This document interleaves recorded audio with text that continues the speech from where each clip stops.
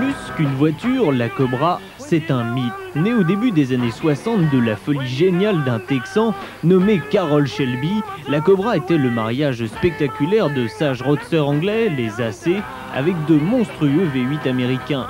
Les 7 litres de cylindrée, les 500 chevaux, la gueule ahurissante de ces monstres les ont fait entrer dans la légende, ce qui explique certainement qu'aujourd'hui, les répliques d'AC Cobra fleurissent un peu partout dans le monde. La France n'échappe pas à cette règle et peut même s'enorgueillir de posséder un des plus beaux modèles du genre, la PGO Cobra.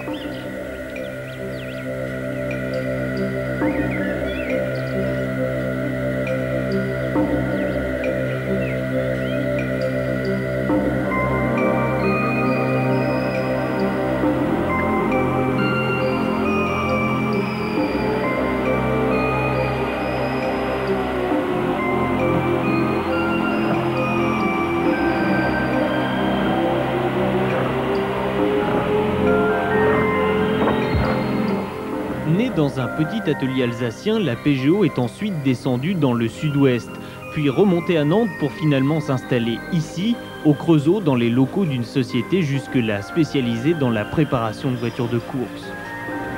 Avec ce nouveau propriétaire, la PGO devrait prendre un nouvel essor et encore progresser de façon notoire.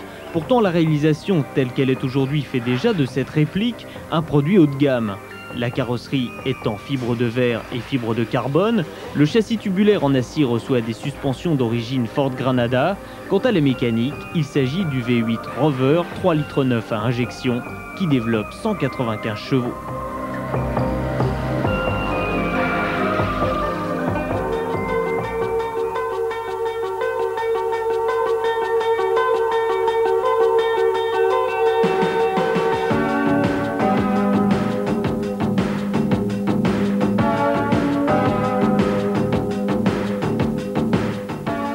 Outre sa silhouette inimitable, la Cobra fabriquée par PGO se distingue par sa finition exemplaire.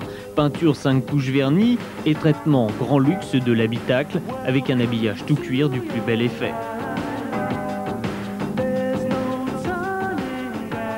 La bonne surprise, c'est que le ramage vaut le plumage, même si notre voiture d'essai n'avait bénéficié d'aucune mise au point puisque terminée à la hâte pour notre venue. Le V8 Rover est puissant et souple, et avec 1100 kg, la PGO est loin d'être ridicule en performance. Le constructeur annonce 215 km/h et 14 secondes 1 aux 400 mètres, des chiffres qu'il nous presse de vérifier lorsque la voiture sera totalement au point, après les quelques modifications qui sont envisagées.